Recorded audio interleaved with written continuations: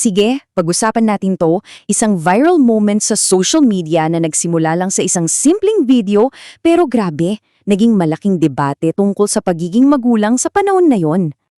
At itong lahat umikot sa isang napakalakas na statement mula sa aktres na si Andy Eigenman.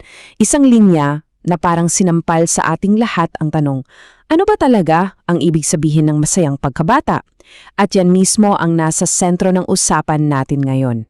So, paano nga ba tayo napunta sa ganitong debate? Magsimula tayo sa pinakaumpisa, isang simpleng video, isang ordinaryong araw lang sa Siargao. Okay, so noong September 4, nag-post si Andy ng isang Instagram reel. Bida rito ang mga anak niyang sina Lilu at Koa. At para sa konteksto, tandaan natin na ang pamilya nila ay nakatira sa Siargao, isang lugar na kilala, di ba, sa simple at mas malapit sa kalikasang pamumuhay. Yung video mismo, sobrang simple lang, alam mo yon, pinapakita lang yung mga anak niya na naglalakad papuntang school, may bitbit silang backpacks, mga tumbler, tapos ang cute, masaya silang namimitas ng mga bulaklak sa daan. Ganun lang, isang napaka-inosenteng esena. At ito pa yung caption ni Andy, ang path becomes an adventure when you choose to enjoy it. Napaka-wholesome, diba?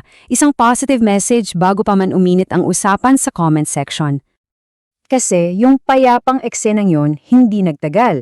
Dito na papasok sa eksena ang isang salita na siyang nagpasiklab ng buong diskusyon.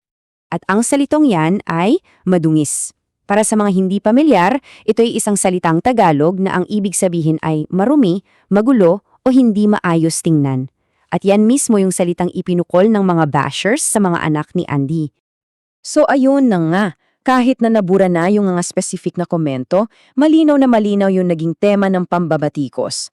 May mga nagsimulang pumuna sa itsura ni Lilo at Koa at paulit-ulit silang tinawag na madungis. So anong ginawa ni Andy? Aba, hindi siya nanahimik ha. Ang galing kasi ginamit niya tong pagkakataon para ibahagi ang buong-buo at matapang niyang paninindigan bilang isang ina. At sinimulan niya ang sagot niya sa ganitong paraan. Agad niyang itinapat yung lifestyle ng mga anak niya sa isang klase ng pagpapalaki na, aminin natin, sobrang pamilyar sa panahon na yon. At dito talaga naging napakatalino ng sagot niya. Kasi hindi lang ito simpleng pagtatanggol Nagpresenta siya ng dalawang magkaibang larawan ng pagkabata. Sa kaliwa, nandyan yung messy from living fully. Yung mga batang nararanasan ang totoong mundo, naglalaro sa labas.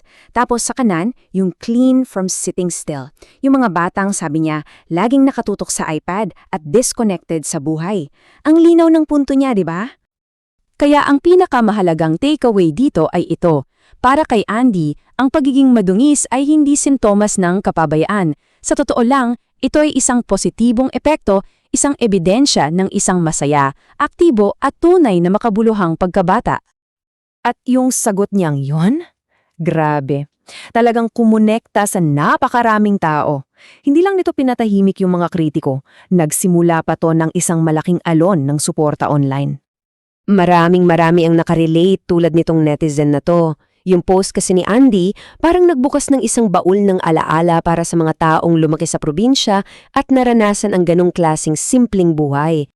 Para sa marami, yung mga ganitong karanasan, yung putik sa paa, yung pawi sa likod, hindi yan dumi. Ang totoo, yan yung mga alaalang babaunin ng mga bata habang buhay. Sabi nga nila, iba pa rin daw talaga kapag sa probinsya ka lumaki. At meron ding mga direktang sumuporta sa ideya na, hey, okay lang maging madungis at pawisan. Dahil para sa kanila, yan ang tunay na palatandaan ng isang super happy na bata. Hayaan lang daw sila. So, bakit nga ba naging ganito kalaking issue to? Kasi yung sagot ni Andy, parang naging boses to para sa isang damdamin na marami sa atin ang mayroon, pero hindi masabi. Isang damdamin tungkol sa nakaraan, sa pagkabata, at sa lahat ng pressure na nararamdaman ng mga magulang sa panahon ngayon. Kaya, iiwan ko sa inyo tong tanong na to.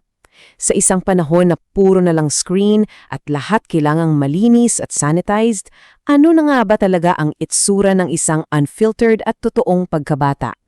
Isang bagay na, sa tingin ko, mahalagang pag-isipan nating lahat.